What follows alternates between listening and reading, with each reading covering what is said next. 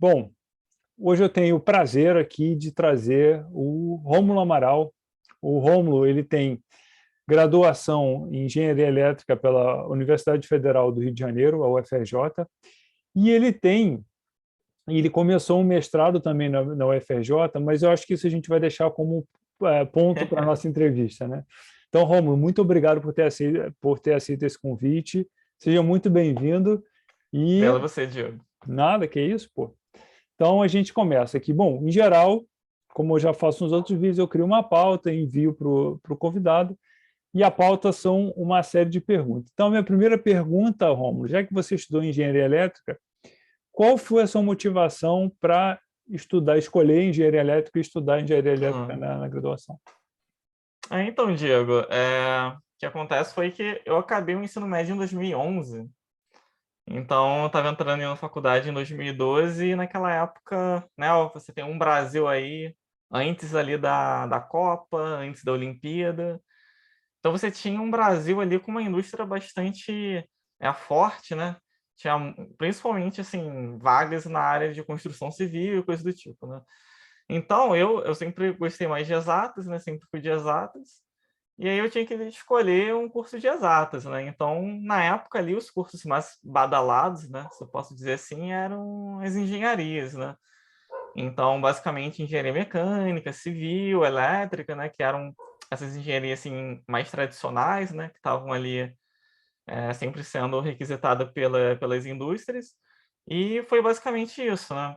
Na verdade, o que aconteceu foi que em 2012 eu entrei em engenharia mecânica, fiz um período, aí eu vi que talvez não fosse para mim, aí eu troquei para engenharia eletrônica, fiz mais um período, achei que não era para mim também, e aí eu fui na elétrica.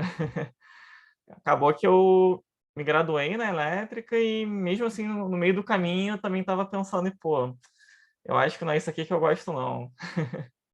Mas foi basicamente isso. Bom, que legal, né? Porque eu acho que faz parte da vida também, né? A gente experimentar coisas, né? Então, assim, se achar que alguém que acabou de sair do ensino médio, já sabe o que, porque essa ideia que vende-se, né, de que você já tem que saber o que você vai fazer pro resto da Exato. vida. Não, pelo amor de Deus. E quando entra na faculdade é outro nível, assim, porque você vê que não é bem Ah, isso que é o meu perfil, né? Então, você muda. com certeza. Assim, uma coisa que eu acho é que o ensino médio e o ensino superior eles são muito descolados, né? Então você tem as escolas ali e os preparatórios, né? Tipo, de cursinho e tal, que eles vão te vender, entra nesses cursos aqui. Só que quando você chega lá dentro, eles são completamente diferentes, né, do que você imagina. Então, comigo foi mais ou menos a mesma coisa, né? Eu entrei, não sabia muito o que queria, entrei muito ali pelo que as pessoas falavam, que eram os cursos melhores. Entrei, troquei uma, duas vezes, poderia ter trocado até mais. Então, realmente é bem complicado, né? É verdade. Mas vamos lá, Romulo, você deu um passo a mais, né? Você saiu Não da passa mais. graduação, você sai nessa carreira acadêmica, né? Então, assim, você saiu da graduação e aí você ingressou no mestrado. Vamos Isso. falar um pouco sobre essa etapa da sua vida. Você começou a fazer um Ah, mestrado em quê? Qual é? então, eu vou voltar só um pouquinho para dar um pouco de contexto, né? Perfeito. Então, como eu falei, eu entrei em engenharia mecânica, troquei, eletrônica, troquei, elétrica. E ali na engenharia, eu sempre fui um cara bem teórico, assim, sempre gostei bastante de pesquisa, bastante de matemática. Então, ali eu comecei a fazer iniciação científica, eu fiz monitoria, eu tive oportunidade de fazer o intercâmbio acadêmico também. E, vamos lá, nesse intercâmbio acadêmico que eu fiz, eu fiz uma iniciação científica nele também. Eu estava trabalhando já com modelagem, só que era macroeconômica. Era mais voltada na parte de controle e automação. Existe, né, uns campos ali que tentam unir o controle lá clássico com a economia, né? Como se você conseguisse criar um controlador para a economia, mas enfim, isso aí não é tão pertinente aqui para o nosso assunto. E aí eu entrei nessa iniciação e comecei a ter um contato ali com essa parte de modelagem, né? Depois disso, quando eu voltei para o Brasil, eu tive a oportunidade de fazer um estágio também uma área que envolvia, né, modelagem estatística. E por causa disso eu acabei vendo que realmente você precisa ter alguma bagagem teórica se você quer ingressar nessa área, então seria natural eu continuar os meus estudos no mestrado, né? Então, na UFRJ, eu ingressei na UFRJ mesmo, no meu mestrado, e eu fui estudar a parte de inteligência computacional, que seria ali o aprendizado profundo, deep learning, tive cadeiras de machine learning também, teoria da informação, esse tipo de coisa, né? Então, tá, respondi a sua pergunta. Mas, por favor, fica à vontade para continuar, cara. Porque, no fundo, a história é tua, né? Então, Eu sei. Então, foi mais ou menos isso, né? Eu sabia que, assim, eu queria continuar me aprofundando, né, em toda a teoria que roda aí, em toda essa parte, né, de modelagem estatística, vamos dizer assim. E, ao mesmo tempo, eu já estava querendo me preparar também para conseguir vagas da academia, né? Então, vamos dizer assim, quando eu saí da graduação, eu já tinha um background, então, ali com a estatística, né, no meu estágio e no meu intercâmbio, só que eu estava ali numa área muito específica, né? Como eu falei, eu estava trabalhando com controle macroeconômico e depois eu fui estagiar no INS, que é na parte ali de energia, né? Então, era muito enviesado, assim, o meu conhecimento, muito específico, e as vagas do mercado são vagas muito mais generalistas, né? Então, eu sabia que eu tinha que aprender uma grande, vamos dizer assim, quantidade de teoria para conseguir ser capaz de ingressar no mercado. Então, por isso que, como eu falei, eu também gosto bastante de matemática, eu gosto bastante de estudar. Então, para mim, fazia sentido eu entrar no mestrado, né? Mas não com, tipo assim, eu não estava com foco de fazer mestrado, doutorado e virar pesquisador. Estava mais num foco de fazer o mestrado para conseguir um conhecimento que iria me ajudar a entrar na indústria, né? Então, foi essa meu pensamento. você sabe que, né, você falou que você é um cara que gosta de teoria, né? Eu tenho formação em física teórica. E aí eu já te sigo no LinkedIn já tem um tempo. Mas assim, o que foi catchy, né, o que me chamou a atenção foi um post seu que você falava sobre a importância da geometria diferencial na ciência de dados. Eu falei, senti, peraí, isso não, essa... Falei, pô, esse aí, eu falei, pô, esse aqui me pegou. Porque realmente, pô, você vê pouca gente falando realmente da Com importância certeza. do arcabouço matemático, né? E como você pode ver à frente do tempo, né? Assim, do ponto de vista da teoria, né? E muita gente fala de coisas muito práticas, né? E pouco Sim, sim, teóricas. exato. E, bom, vamos lá. Bom, enfim, e aí, mas em que momento, porque você entrou fez a graduação, entrou no mestrado, Ah. em que momento ocorreu essa transição efetiva, né, para a ciência de dados? Então, como eu falei, né, na minha graduação, no meu estágio, eu tinha um conhecimento já, mas era muito específico. Quando eu entrei no mestrado, eu já entrei fazendo as matérias ali, como eu falei, né, de Deep Learning, Machine Learning.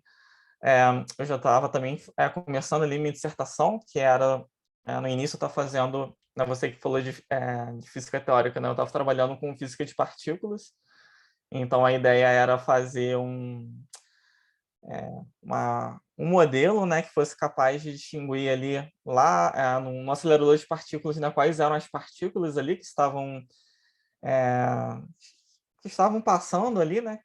Você tem as partículas colidindo, aí você tem vários decaimentos, Uhum.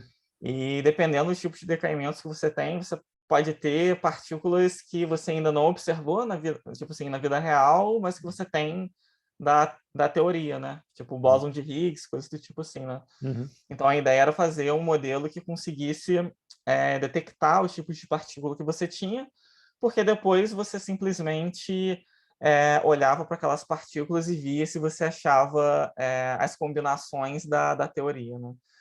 Por que você tinha que ter esse modelo de detectar? Porque você tinha uma taxa de 70 terabytes de informação por segundo. passando lá no Não. seu, lá no seu anel, e aí você não existe computador no mundo onde você vai guardar 70 teras por segundo, né? Então você precisava ali em tempo real decidir o que você guarda, o que você joga fora, né? Então essa era a ideia. Então ali eu já estava trabalhando, né, com deep learning, etc. Como eu falei, fazendo as matérias de machine learning. E além disso, eu estava estudando por fora as coisas que eu via que eram mais comuns de se cobrarem nos processos seletivos, né, da indústria, né? Então ali eu comecei a aplicar para algumas vagas, aí eu via o que as pessoas perguntavam, ia anotando aquilo ali. E basicamente foi isso. Então eu acho que eu fiquei uns 6 meses, mais ou menos, fazendo isso. E depois de 6 meses eu falei assim, não, agora eu tenho um nível considerável em que eu vou conseguir passar dos processos seletivos, né? E aí foi mais ou menos o que aconteceu, né? Entendi. Logo que você ingressou no seu primeiro emprego, né, como cientista de dados, você sentiu muita diferença em relação à academia? Pô, assim, bastante. É porque, assim, no meu primeiro emprego, na verdade, eu fiquei só 2 meses nele, né? O que aconteceu foi que era em consultoria, né, na área de data science. Então, quando você trabalha em consultoria, às vezes tem demandas muito rápidas, né? O cliente quer algo para amanhã e tal. Então, se você tem um dia para fazer uma coisa, você não vai conseguir fazer bem feito. 2, você não vai conseguir ter também o rigor que geralmente a academia pede, né? Então, você lá não vai fazer teste de hipótese, você não vai investigar a fundo o que está acontecendo, se você tem alguma relação ali de causa e efeito, nada. Você simplesmente Entrega o que é dá. pegar o que te deram, fazer as análises o mais rápido possível, o que der e entregar, né? Então essa foi a primeira diferença assim que eu senti. Claro que isso varia muito de empresa para empresa, né? Como eu falei, eu estava numa empresa muito mais com foco de consultoria, então eram muitas entregas rápidas, né?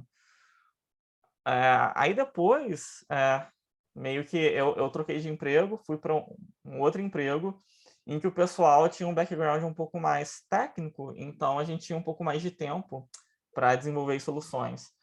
Até porque eram soluções de problemas meio que em aberto ainda.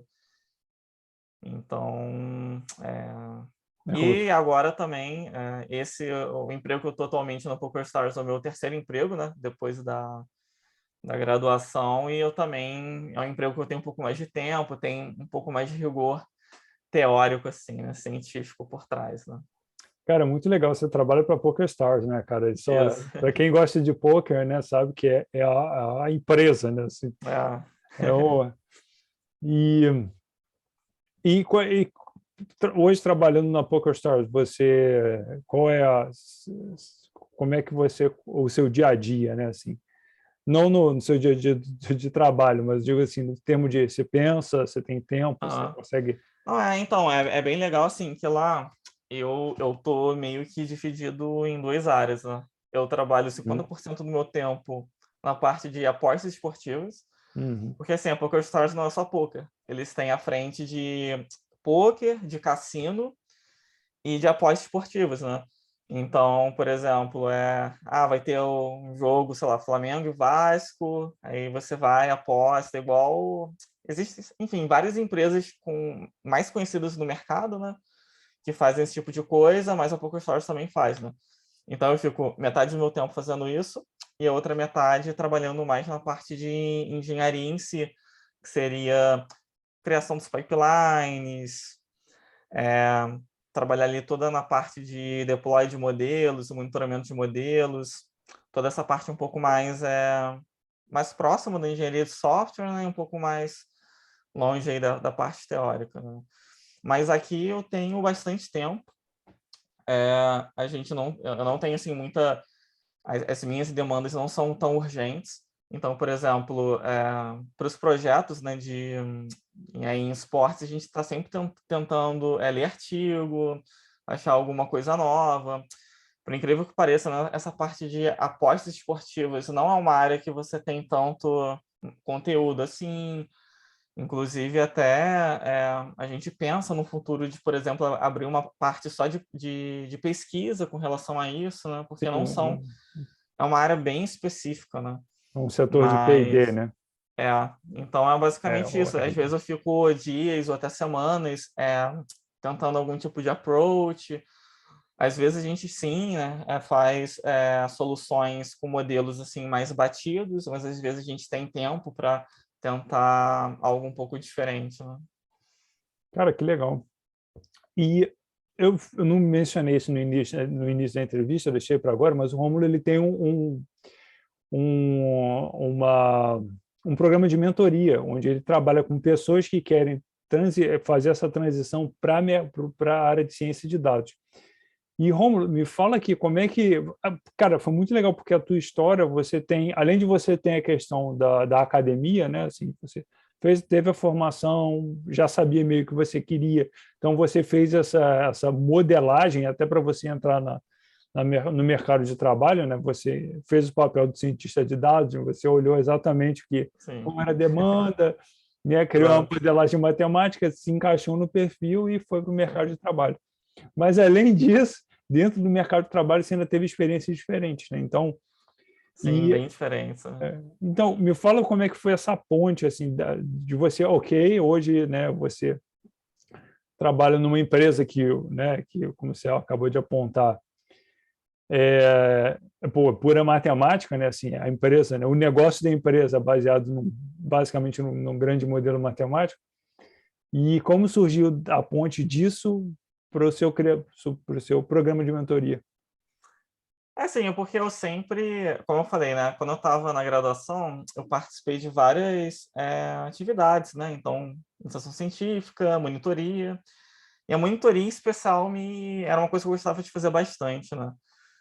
E além disso, eu via muita gente tendo assim problemas para ingressar na área, né? Tipo, hoje em dia, então, acho que a gente está indo no ponto máximo. Você tem muita gente querendo entrar, muita gente boa querendo entrar, e mesmo assim as pessoas acabam não conseguindo o primeiro emprego, né? Que na minha opinião é mais difícil.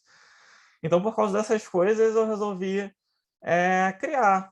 Eu gostava de ensinar, e achava que tinha muita gente com muito potencial que provavelmente estaria errando ali em uma coisa ou outra, né? Como eu meio que vivi a mesma coisa, né? Me graduei, tive dificuldade no início, né? Então precisei estudar, precisei me adequar para o que o mercado estava procurando. Eu resolvi criar e ver no que ia dar.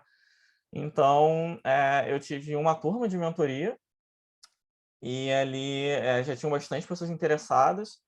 Eu acabei selecionando, mentoria completamente gratuita, né? Eu acabei selecionando as pessoas, assim, que eu via que tinham bastante força de vontade e que, ao mesmo tempo, ali, eu sabia que não faltava muito para que elas conseguissem uma vaga. E meio que fiz, assim, um projeto que eu não sabia se ia dar certo ou não, né? Foi completamente, assim, tiro no escuro.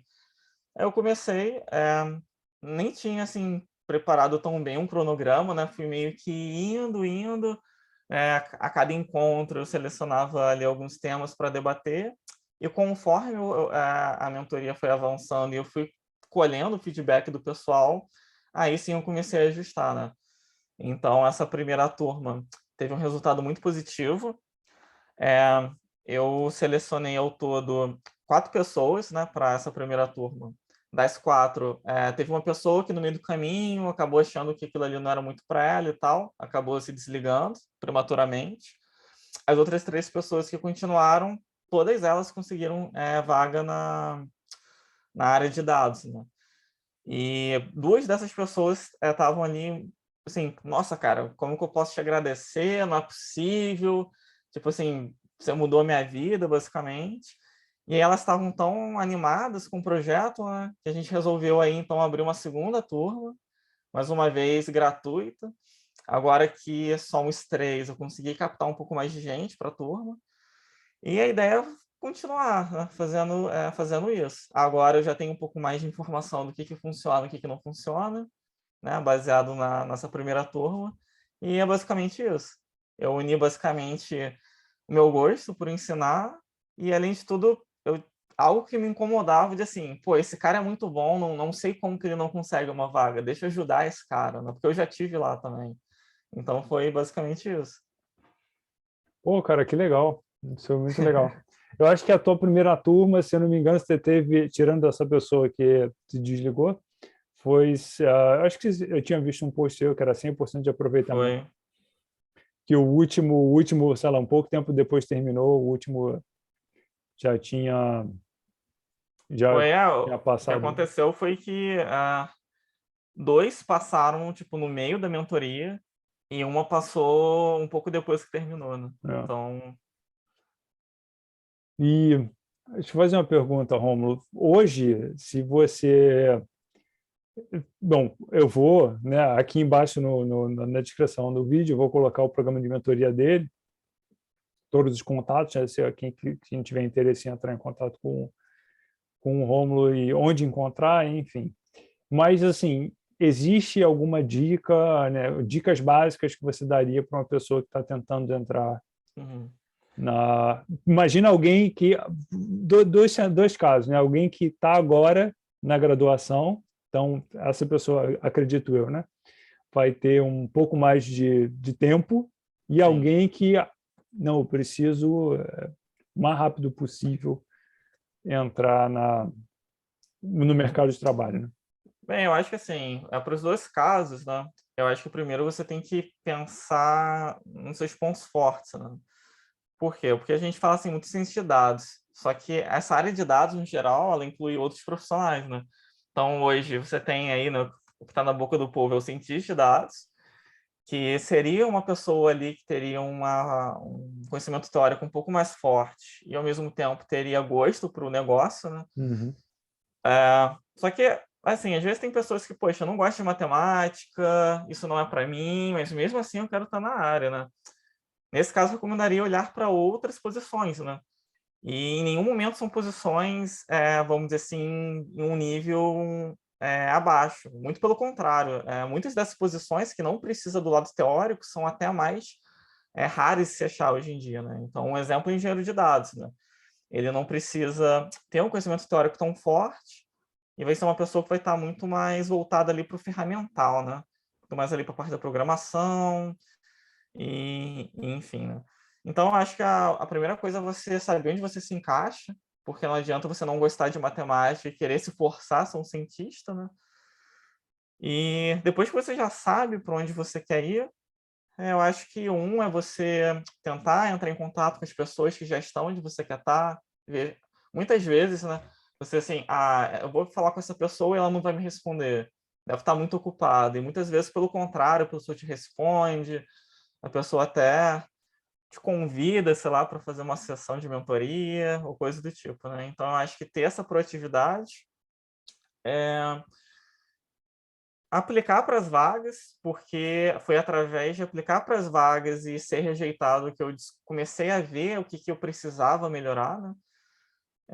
Às vezes até os próprios recrutadores, né, quando você já está ali na parte técnica, né, eles falam, estuda isso, estuda aquilo, e eu acho que é basicamente isso, assim, foi mais ou menos o que eu fiz, né? Eu na verdade, não fui para essa parte, igual eu falei, de falar muito com as pessoas, mas eu comecei a ser rejeitado nos processos, eu comecei a ver o porquê de eu ser rejeitado, e aí eu comecei a estudar em específico para essas áreas, né? Eu acho que para quem está ainda na graduação, é um pouco mais fácil, porque ela não vai estar concorrendo a vagas de júnior, pleno ou sênior, né?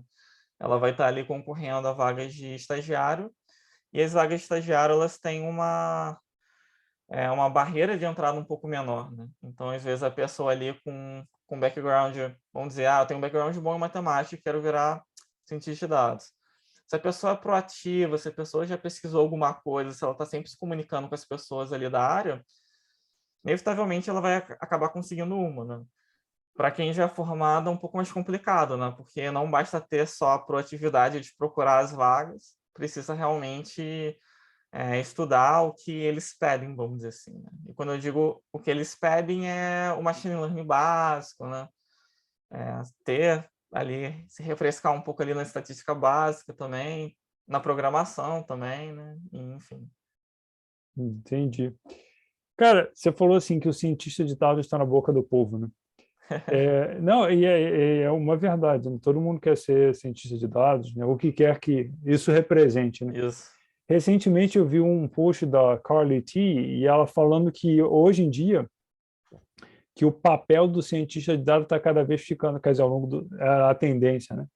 De que está ficando cada vez mais narrow, né? Então, assim, está ficando cada vez mais específico, né? Então, assim, Aham, não só cientista de dados que trabalha com a técnica tal, né? Então, assim, o que é normal das áreas, né? Porque aham, a ciência de dados é uma área relativamente nova, né? aham. Então, assim, cada vez mais você tem que se especializar em uma coisa dentro da ciência de dados. É, E, são dois pontos bem assim, interessantes, porque eu tenho duas visões sobre isso. hum, Tem uma. Desculpa, acho que eu te cortei, não sei se você nada, não, ia não, pode terminar. falar, nada. Porque assim, eu vejo duas coisas. Realmente existem demandas para conhecimentos específicos. Então, por exemplo, eu quando estava na Modec, eu trabalhava com. Eu previa se uma máquina de um navio ia falhar, né? Então, isso é algo bem específico. É um problema, vamos dizer, de tanto série temporal, né? Porque é algo que está acontecendo ao longo do tempo, como também é um problema de detecção de anomalias, né? Porque você quer detectar se algo diferente está acontecendo com a máquina. Então, você já junta duas coisas já específicas que tornam mais específica ainda. Então, eu começo a notar, né, que em muitos cantos você tem essa necessidade, né, de ter um cara com conhecimento mais específico. Às vezes não é nem específico com relação à técnica. Por exemplo, essa é uma técnica de NLP, né, que seria para linguagem, ou uma técnica de visão computacional, que seria para coisas relacionadas à imagem, né? Às vezes é alguém que tenha conhecimento do negócio. Por exemplo, no meu caso na PokerStars, eu entrei sabendo, eu nem hoje eu entendo muito de poker e tal, mas eu também não estou alocado nessa área. Entrei nessa parte de esportes e assim, tinha conhecimento zero. Sim, conhecimento que qualquer um teria, né? Você mais ou menos entende ali as probabilidades de um time ganhar ou não, qual que é o valor que você vai pagar, vai ser inversamente proporcional aquilo ali, mais ou menos e tal. Mas assim, quando eu entrei lá e passei, vamos dizer, 6 meses lá, eu vi que se eu tivesse um conhecimento especialista naquilo ali, de negócio, eu ia ser capaz de fazer muito mais pela empresa, né? Então, eu acho que acontece isso, né? Que cada vez mais empresas estão percebendo que ou você tem essas demandas específicas, ou então uma demanda específica para negócio. E, por outro lado, o que acontece também é que, assim, as empresas também estão passando por essa reformulação tecnológica, vamos dizer assim, né? Uhum. E aí elas também escutam que, nossa, ciência de dados é o futuro. Se a minha empresa quer se manter no topo, eu vou ter que criar um time de ciência de dados. E elas começam a enfiar ciência de dados lá dentro, sem entender muito bem o que eles vão fazer. Não. Com o passar do tempo, eles começam a ver que um time que tem muito ciência de dados não é um time muito bom, porque, como eu falei, ciência de dados não é feita só de ciência de dados. Você tem analista de dados, engenheiro de machine learning, você pode ter engenheiro de cloud, muitas outras coisas por trás. Então, algumas empresas, né, as que começaram um pouco mais cedo, que já estão um pouco mais maduras, elas começam a perceber que, ao invés de eu ter 10 cientistas de dados, eu posso ter um engenheiro de dados para fazer tal coisa, um engenheiro de machine learning para fazer tal coisa, 2, 3 analistas para fazerem tal coisa, e isso também acaba restringindo o espaço do cientista, né? Acaba que você tinha 10 cientistas num time e agora você só tem um. Porque Dividiu tudo, né? Criou subdivisões. era, era porque estavam achando que o cientista era capaz de fazer tudo, quando na verdade não, né? Ele está muito mais apto a criar os modelos estatísticos e entender ele do negócio do que, por exemplo, criar, né, toda a sua infraestrutura, criar as coisas que você tem na nuvem, por exemplo, etc, né? Pô, muito legal isso, cara. Isso é muito legal. Eu acho que essa visão que você está trazendo aqui, acho que vai ajudar muita gente, porque deixa, né, uma coisa assim, ciência de dados, ponto, né, assim como se fosse Isso. uma coisa. E aí a pessoa, a partir de agora, vai ter um guia. Bom, de qualquer forma, né? Eu vou deixar aqui na descrição, né, como as pessoas podem entrar em contato com você, né? As pessoas podem te seguir em diversas mídias sociais, então, mas eu gosto muito do teu LinkedIn, então eu vou deixar o teu LinkedIn, que eu acho que é bem legal. Deixa assim. Beleza. Rômulo, eu acho que se a gente já cobriu a pauta inteira, né? Eu acho que nem faz sentido eu fazer mais perguntas, porque eu acho que se tem mais alguma coisa que você queira muito, assim, que você gostaria Não, de acrescentar. como você falou, quem quiser me procurar para trocar uma ideia, às vezes tem dúvida de onde começar. A minha ideia com as mentorias também é que eu consiga produzir conteúdos baseados nas mentorias. Então, eu comecei a fazer alguns vídeos das gravações que eu tinha da minha primeira mentoria. Só que como eu falei para você, não foi algo tão bem pensado, tão bem estruturado, acabou ficando muito difícil de eu fazer os cortes, de eu fazer a edição, né? Sim. Então demanda bastante tempo e ficou um pouco ali de lado. Mas com essa nova turma eu já pretendo já começar a fazer, já pensando, né, do início, de que eu posso colocar esses vídeos no YouTube também para ajudar o pessoal. E então, quem quiser ter esse tipo de ajuda, me segue lá. Como eu falei, eu tenho um canal no YouTube que tem poucos vídeos ainda, mas a tendência é que eu coloque mais. Eu te sigo também no YouTube. Obrigado, Diego. Que é E isso. é basicamente isso. Então tá. Então, Romulo, muito obrigado aqui por você ter aceito, pelo aceite, né? Por ter aceito Nada, essa Diego, que isso. entrevista. E espero que a gente, né, não só você quanto eu, e de maneira geral, a gente possa ajudar mais gente, né? Ter mais Com pessoas certeza, possam ter acesso a esse conteúdo, né? com Enfim. certeza, Valeu, Romulo, muito com obrigado. certeza. Obrigado a Um você, Diego. abraço. Muito Tchau, obrigado pelo tchau. convite aí, pela conversa. Tchau, tchau. Tchau, tchau.